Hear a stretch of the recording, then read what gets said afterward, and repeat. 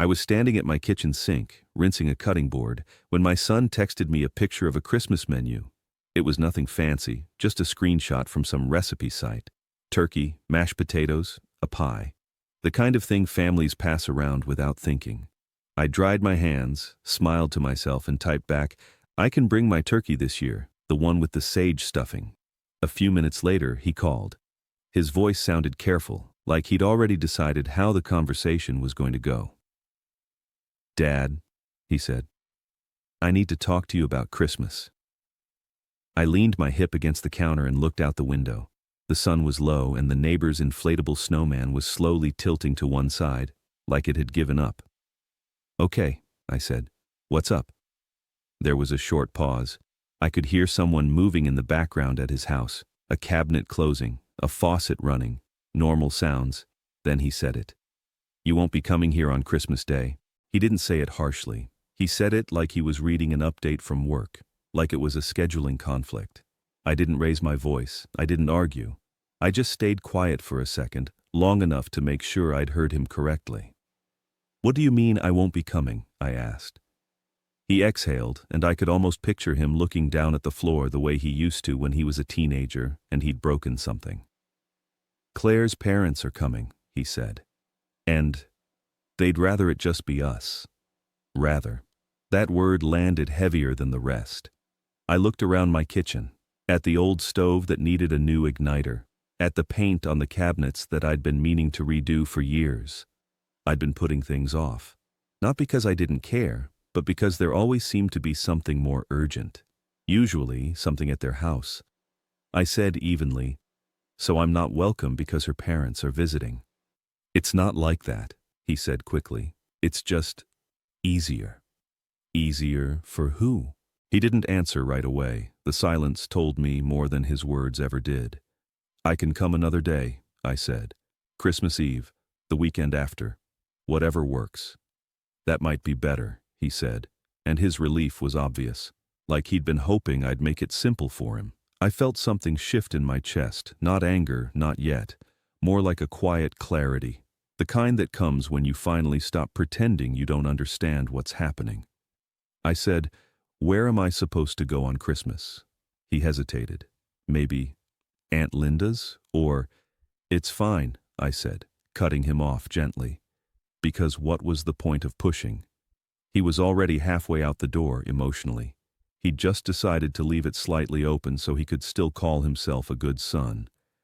I heard him start to say my name again, softer this time, like he wanted to take it back. But I didn't give him space for that. "All right," I said, "I hear you." Then I told him I had something on the stove and I'd call him later. I ended the call and stood there with the phone in my hand. The house was quiet in that familiar way it gets in winter. Heater clicking, refrigerator humming, nothing else. I set the phone face down on the counter. For a minute, I didn't move. 8 years earlier, when my wife, Elena, passed, I'd promised myself I'd keep the family close. I thought that meant helping, stepping in, smoothing things over, making sure my son and his wife had what they needed. At the time, it felt like love. That evening I pulled on my coat and drove, not really thinking where I was going at first. The streets in Boise were already strung with lights, warm windows, families inside, the kind of scenes you notice more when you're not sure you belong anywhere. At a red light, I watched a man lift a box of gifts into the back of an SUV while 2 kids bounced in the seats, faces pressed to the glass. I remembered doing that once. I remembered my son at that age, small hands waving at me from the back seat, trusting that I'd always show up. The light turned green, and I drove on. By the time I pulled into my driveway, the porch light flickered twice before holding steady, another thing I'd meant to fix. Inside, I didn't turn on the TV. I didn't call anyone. I hung my coat, washed my hands again, and sat at the small desk in the corner of the living room. There was a folder in the bottom drawer, one I hadn't opened in months. I slid it out and set it on the desk. It was thick, heavy enough that for a moment I just stared at it. Then I opened it, and the first bank statement stared back at me like it had been waiting. I ran my thumb along the edge of the paper and took a slow breath, and that's when my phone buzzed again, face down on the counter, like it was insisting I look. I didn't. Not yet. I just sat there with the folder open, listening to the quiet, and deciding what I was going to do next. The folder didn't look dramatic. No red stamps, no warnings, just paper, bank statements, loan summaries, confirmations printed years ago and quietly filed away. At the time, I told myself it was responsible to keep records, organized, practical. Now it felt like evidence. I flipped to the first page. 5 years earlier. The handwriting at the top was mine. I recognized it immediately. Neater back then, more patient. The automatic transfer was highlighted in yellow. $2,650. Every month, on the 15th. I leaned back in the chair and let it sit there in front of me without reacting. That was something I'd learned running my contracting business for 3 decades. You don't panic at the first number. You look at the pattern. The pattern was clean. Too clean. Every month. On time. No gaps. No delays. I'd never missed one. Not when work slowed. Not when Elena got sick. Not when my own roof started leaking and I patched it myself instead of calling someone. I turned the page. Second year. Same thing. By the third year, I remembered shopping differently. Fewer extras. Generic brands. Telling myself it was temporary. That young couples needed help. That this was what fathers did. I'd said it out loud more than once. It's just for now. I stood up and walked into the kitchen, poured myself a glass of water, and drank it slowly. The house had that faint winter smell. Dust, coffee grounds, cold air sneaking in through old seals. It wasn't uncomfortable. It was familiar. When I came back, I did the math carefully, writing it down on a yellow pad instead of trusting the calculator on my phone. Month by month. Year by year. I didn't rush. By the time I finished, the number sat quietly at the bottom of the page. $159,000. That was just the mortgage payments, not the down payment I'd helped with after they found a house just slightly above budget. Not the time I paid their property taxes because Claire's hours had been cut. Not the new appliances when they decided the old ones didn't fit the space. I closed the folder and rested my palms on it. The phone buzzed again. This time, I looked. It wasn't my son. It was Claire. Hi. I heard things got a little awkward today. We should talk. The wording made me almost smile. A little awkward. Like I'd spilled a drink at dinner instead of being quietly removed from my own family. I didn't reply. Instead, I picked up the folder and carried it to the kitchen table. The overhead light buzzed softly when I turned it on. I sat down, opened the folder again, and added another stack of papers I'd pulled from a different drawer. Credit card statements, the ones I'd stopped looking at because they made my chest feel tight. There it was, the refrigerator, the patio furniture, the holiday decorations charged in December and never paid off. I noticed something I hadn't before, a pattern I'd missed because I hadn't wanted to see it. Every time I slowed down, every time I hesitated, there was a phone call, a problem, a delay, a reassurance. We'll get back on our feet soon. This is the last time. We really appreciate you. I'd believed them. Or maybe I'd believed the version of myself who thought love was proven by endurance. I folded my hands and sat very still. That's when the phone rang again. I let it ring twice before answering. "Hey," Claire said, her voice already set to that careful brightness she used when asking for something. "I just wanted to clear the air." "There's nothing unclear," I said. A pause. Short, but noticeable. "Well," she said, "we didn't mean for your feelings to get hurt." "I'm not confused about my feelings," I said calmly. "I'm clear about your decision." She exhaled. "You have to understand my parents. They're particular." I looked at the paperwork spread out in front of me, at the dates, at the consistency. "Do they know?" I asked. "Who's been paying your mortgage?" Silence this time. Longer. "That's not really relevant," she said. I nodded once, even though she couldn't see me. "All right," I said. "Then this conversation isn't either." "Wait," she said quickly.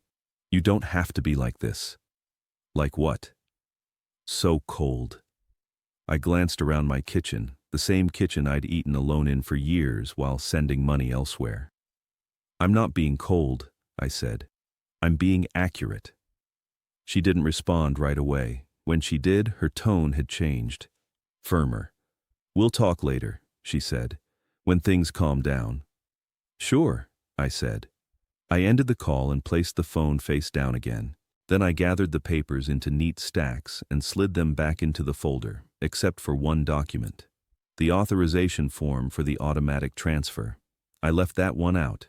I stared at it for a long time, not angry, not shaking, just focused. Outside, a car passed slowly, tires hissing on cold pavement. Somewhere down the street, someone laughed. I picked up a pen and wrote 3 words on the yellow pad. First, stop bleeding. Then I waited. The bank opened at 9 the next morning. I didn't rush. I made coffee, ate a piece of toast, and washed my plate instead of leaving it in the sink. Small habits, order before action. At 8:45, I sat at the kitchen table with the transfer authorization form in front of me. I read it once more, slowly. The language was plain. No emotion in it, just permission I'd given years ago and had the right to revoke. At 9 on the dot, I picked up the phone. After the usual menu and hold music, a woman answered. Her voice was steady, professional. "Good morning, this is Karen. How can I help you?" "I need to cancel an automatic transfer," I said. She asked for verification. I provided it. Name, account number. The answer to a security question I'd chosen when my son was still in college. There was a pause as she typed.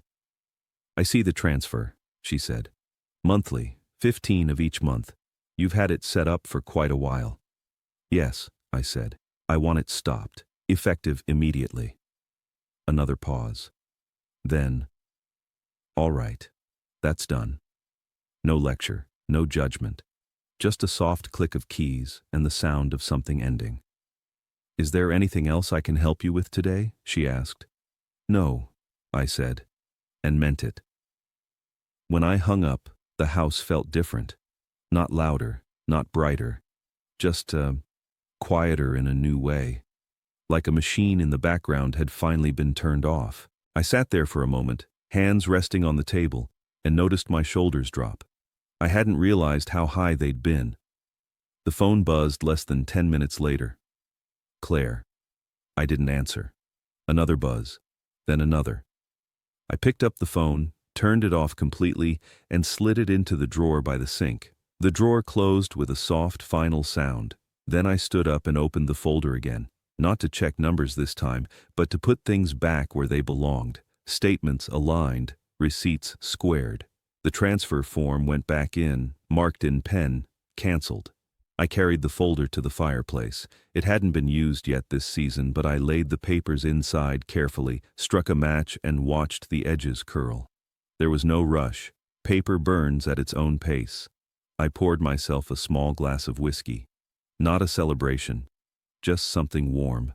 I held it while the last sheet turned to ash. That afternoon, I fixed the porch light.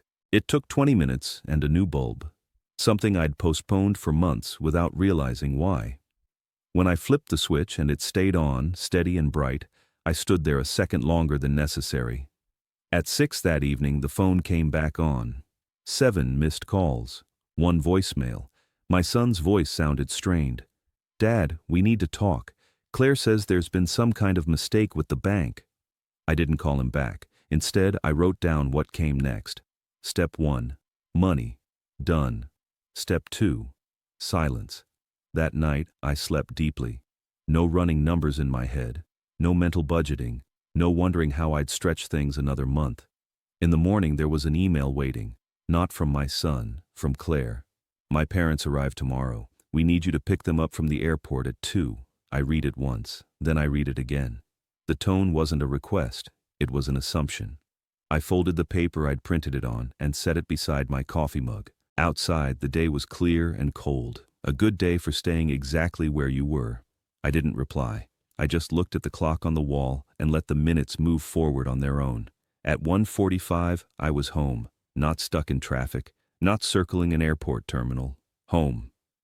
I'd made lunch, cleaned the counter, and settled into the chair by the window with a mug of tea. The clock on the wall ticked evenly. Each sound felt deliberate.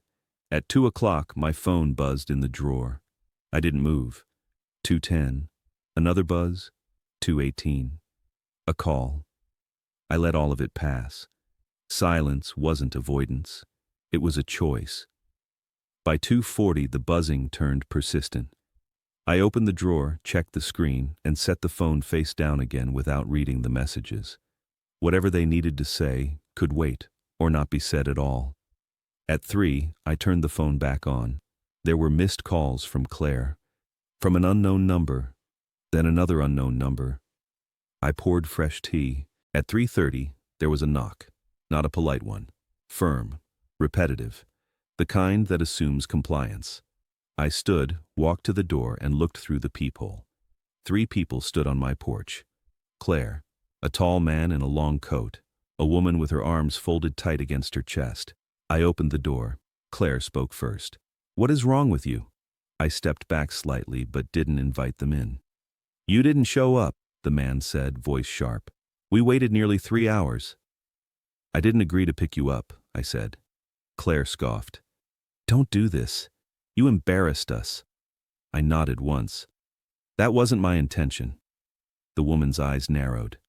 "At our age, being left like that is unacceptable." I met her gaze. "Then you should make arrangements that don't depend on people you've excluded." Silence, thick, uncomfortable. The man took a step forward. "You don't understand who you're dealing with."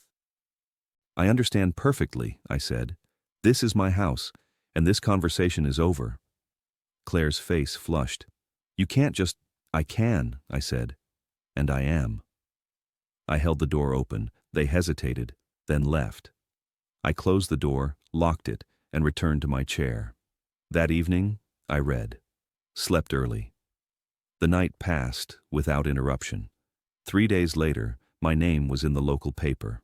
I recognized the photo immediately, an old one, pulled from my company's website. The headline was calm, concerned, misleading.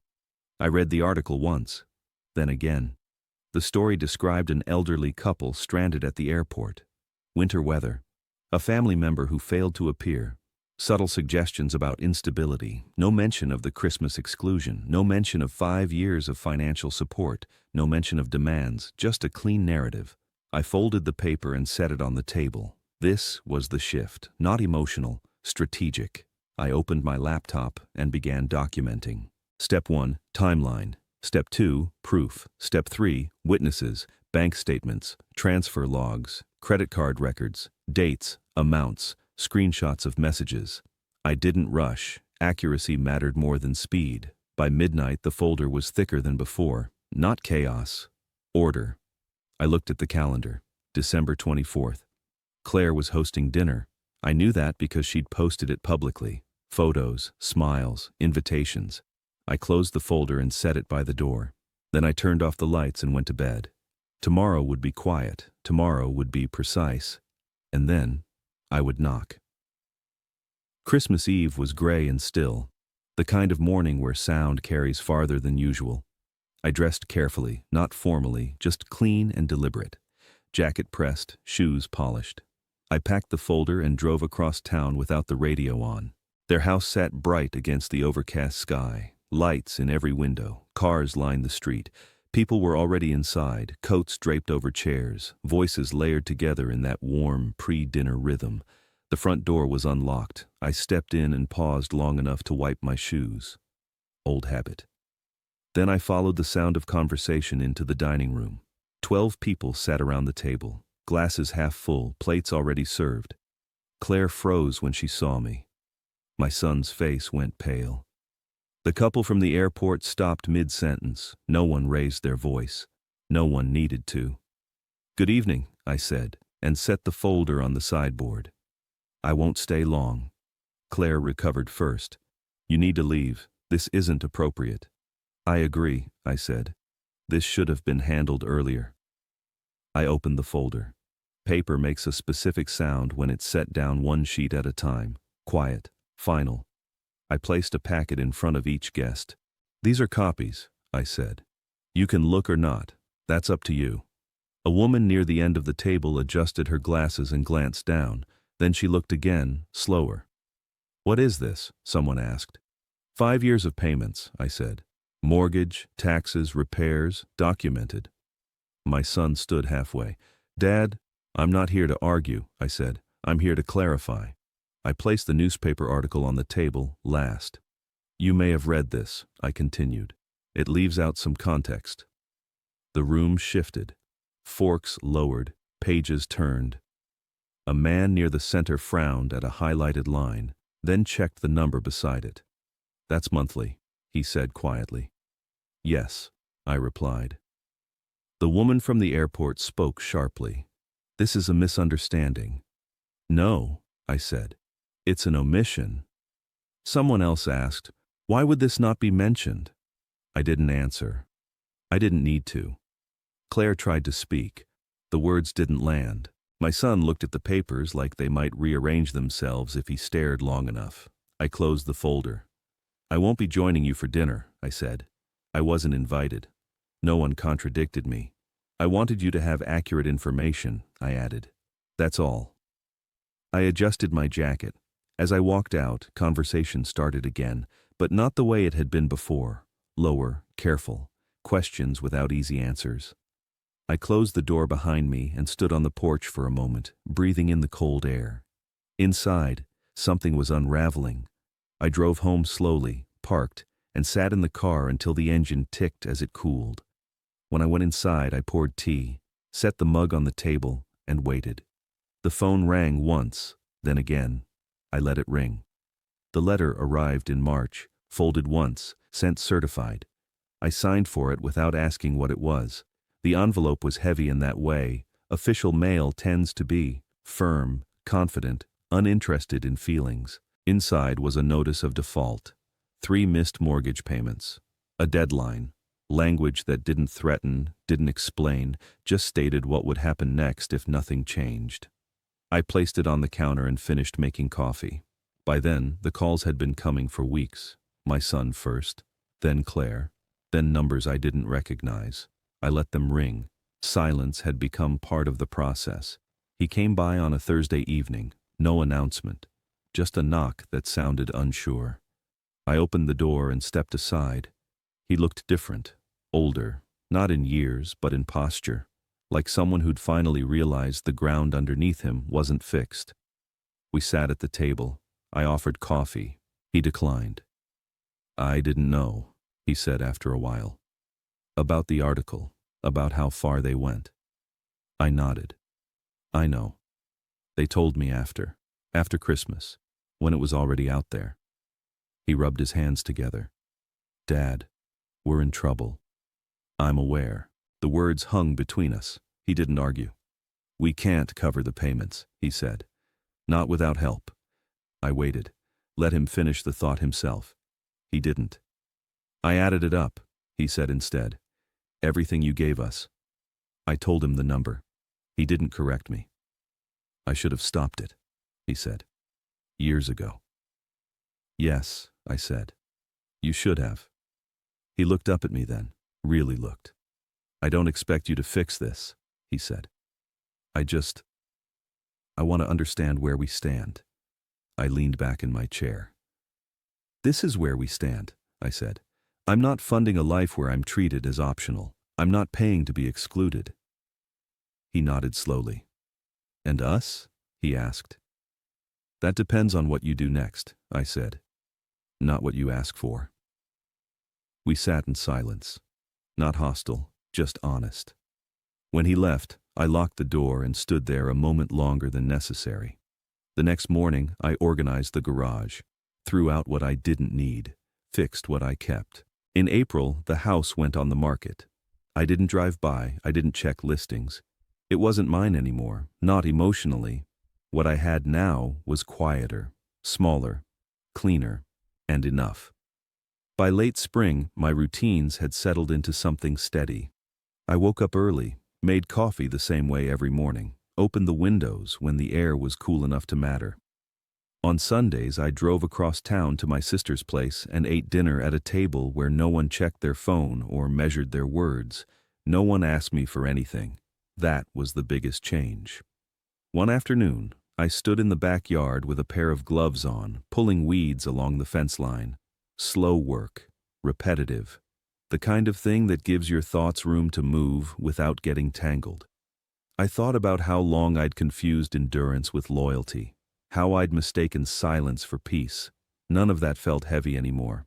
It felt instructional, like something learned properly, even if late. A few weeks later, a neighbor knocked on my door. He was younger than me, tired in a way I recognized.